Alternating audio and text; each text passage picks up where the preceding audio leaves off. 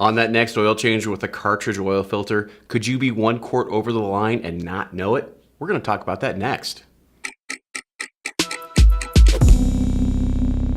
This video is sponsored by Auto Value and Bumper to Bumper. Visit us online for more information. Here's the situation. You're changing oil on a vehicle. You lift the vehicle, you drain the oil out. The oil is drained out of it, you put the plug back in and you bring the vehicle down to change the cartridge oil filter.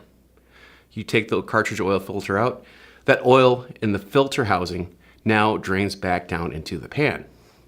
Not only is this extra oil, but it's some of the dirtiest oil in the system because it's on the outside of the pleats of the filter. You go to fill up the oil again. That extra oil down in the crankcase, that can add and raise the level of the oil. This can cause windage. In other words, the crankshaft and connecting rods could wind up hitting that oil and causing a misfire condition on the vehicle.